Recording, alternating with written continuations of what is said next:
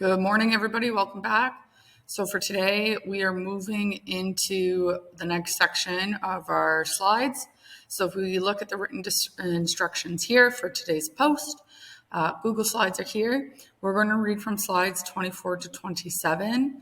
So if we take a look at those here, we go down to slide 24. You're going to read from check your understanding in the decision-making process until the task. And then you're going to get into the decision-making scenario task. So looking at the slides on slide 25, we really need to check our understanding and know that simple decisions are often made without us even noticing what's happening, without us even noticing what we're doing. And other decisions may require much more deeper thought, much more structure to them. So what socks to put on this morning? Probably made without any notice. What classes are you going to take next year, where you're going to go to school next year, probably a little bit more thought in there. What movie you're going to see on a Friday night, you could probably make that decision without really having to hum and haw unless you're a big movie buff, and so on and so forth through those slides. So the decision-making process is really broken down into a few easy steps. So when the decision requires more thoughts, this is when this model really comes into use. So number one, identifying the decision that needs to be made. So what goal or end results do you want? You're going to list the alternative choices. So identify all the options and get more information. Examine each alternative by considering pros and cons. So making a pros and cons list of each option. Choose an alternative and take action. So the best solution, carry out that decision is what you're going to look at, and then evaluating your decision. So did you decide carefully? Was it a good choice? Why do we think this? So looking at the decision-making scenario, let me just open the assignment here.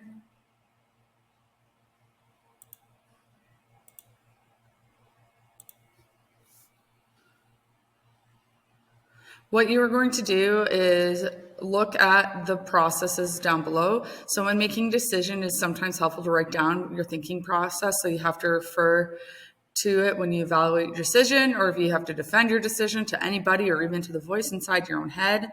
So you're going to choose one of the scenarios below and use the decision-making template found below as well to illustrate your thinking. Be sure to clearly identify the decision being made in that first step. Success in this assignment looks like this.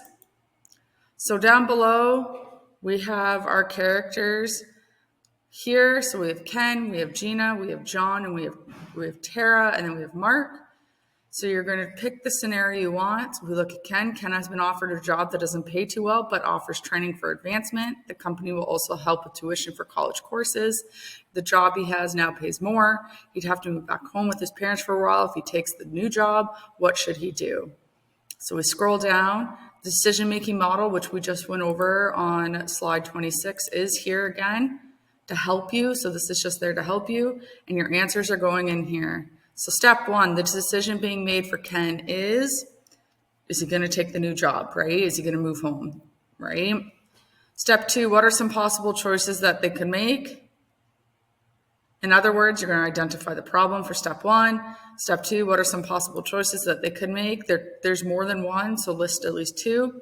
And then for each scenario, there are three solutions. For each solution, generate 2 pros and 2 cons, and be creative in exploring possibilities of what could be a positive and a negative. So there's 3 solutions for every single scenario listed above. It doesn't matter which one you pick. I want 2 pros for each solution and 2 cons.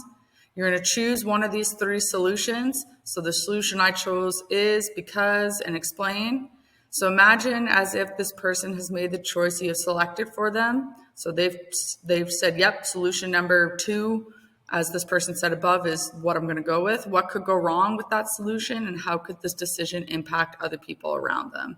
And I gave you sentence starters here. So that is how you're going to complete this assignment. If we look here, it is due this Friday, September 20th. If you have any questions, please reach out.